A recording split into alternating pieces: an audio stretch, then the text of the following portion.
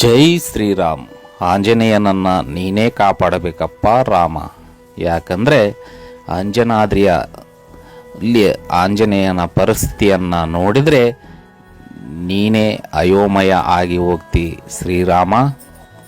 ಇನ್ನು ಇಲ್ಲಿರುವ ಆಂಜನೇಯನ ಭಕ್ತರ ಪರಿಸ್ಥಿತಿ ಏನಾಗಿರಬಹುದು ಈ ಆಂಜನೇಯನ ಪರಿಸ್ಥಿತಿಯನ್ನು ನೋಡಿ. ಸರ್ಕಾರ ತನ್ನ ವಶಕ್ಕೆ ಪಡೆದ ಮೇಲೆ ಈ ಅಂಜನಾದ್ರಿಯ ಆಂಜನೇಯನ ಪರಿಸ್ಥಿತಿ ಅಯೋಮಯವಾಗಿದೆ. ಸರಿಯಾದ ವ್ಯವಸ್ಥೆ ಇಲ್ಲದೆ ಕಂಗಾಲಾಗಿದೆ ಅಂಜನಾದ್ರಿ. ಬರುವ ಭಕ್ತರ ಸಂಖ್ಯೆಯೂ ಕೂಡ ಕಡಿಮೆಯಾಗ್ತಾ ಇದೆ. ದೇಶದಲ್ಲಿಯೇ ಅತ್ಯಂತ ಜನಪ್ರಿಯತೆಯನ್ನು ಪಡೆದಂತಹ ಮತ್ತು ಆಂಜನೇಯ ಹುಟ್ಟಿದ ಸ್ಥಳ ಎಂದೇ ಖ್ಯಾತಿ ಪಡೆದಂತಹ ಈ ಹಿಂದೆ ಇದ್ದ ವಿದ್ಯಾದಾಸ್ ಬಾಬಾರವರ ಪರಿಶ್ರಮದಿಂದ ದೇಶಾದ್ಯಂತ ಪ್ರಚಾರದಲ್ಲಿತ್ತು ಅಂಜನಾದ್ರಿ.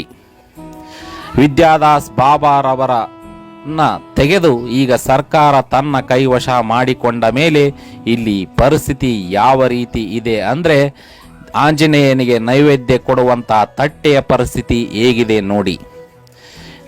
ಬೇಡಿ ತಟ್ಟೆಯಲ್ಲಿ ನಿತ್ಯವೂ ಆಂಜನೇಯನಿಗೆ ನೈವೇದ್ಯ ಕೊಡಲಾಗುತ್ತಿತ್ತು ವಿದ್ಯಾದಾಸ್ ಬಾಬಾ ಇದ್ದಾಗ.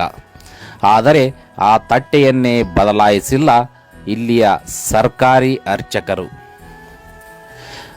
ತಟ್ಟೆ ತೂತು ಬಿದ್ದು ಹೋಗಿದೆ. ಇಂತಹ ಪರಿಸ್ಥಿತಿಯನ್ನು ಆಂಜನೇಯನ ಭಕ್ತರು ಹೇಗೆ ಸಹಿಸಿಕೊಳ್ಳುತ್ತಾರೋ ಆ ಆಂಜನೇಯನ ಭಕ್ತರಿಗೆ ಗೊತ್ತು ಮತ್ತು ಆಂಜನೇಯನಿಗೆ ಗೊತ್ತು.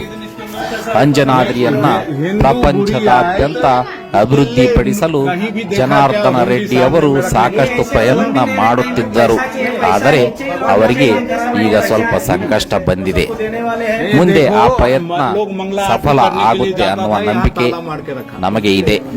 ಆದರೆ ಈಗಿನ ಪರಿಸ್ಥಿತಿ ನೋಡುವುದಾದ್ರೆ ಆಂಜನೇಯನನ್ನ ಆ ಶ್ರೀರಾಮನೇ ಕಾಪಾಡಬೇಕು. ಒಂದು ಸಾರಿ ಆಂಜನೇಯನ ಭಕ್ತರು ಈ ವಿಡಿಯೋ ನೋಡಿಕೊಂಡು ಬಂದು ಬಿಡಿ. ಎಲ್ಲಾರ್ದು ಶ್ರದ್ಧಾ ಭಕ್ತಿ ಇರ್ತೈತಿಲ್ರಿ, ಮತ್ತ ನಾವು ದೇವ್ರಿಗೆ ನೀವ್ ಹೇಳ್ದಂಗ್ ಮಾಡ್ಬೇಕು. ನಮಗ್ ಹೆಂಗ್ ಉದ್ಬತ್ತಿ ಬೆಳಗೋದೈತ್, ಕಪರ ಹಚ್ಚೋದೈತ್, ಕಾಯಿ ಎರ್ಸೋದೈತ್, ನಾವು ಮಾಡ್ತೇವಲ್ಲ ಅದನ್ನ. ಇಂಥವೆಲ್ಲ ಇದ್ರೆ ಯಾರು ಬರಂಗಿಲ್ರಿ ಇಲ್ಲಿ. ನೀವು ಸರ್ಕಾರ ಬರಾಕ್ ಹೋಗ್ಬೇಡ್ರಿ, ನಾವು ಭಕ್ತರು ಎಲ್ಲಾ ಮಾಡ್ತೇವೆ ಇಲ್ಲಿ ಬಂದ.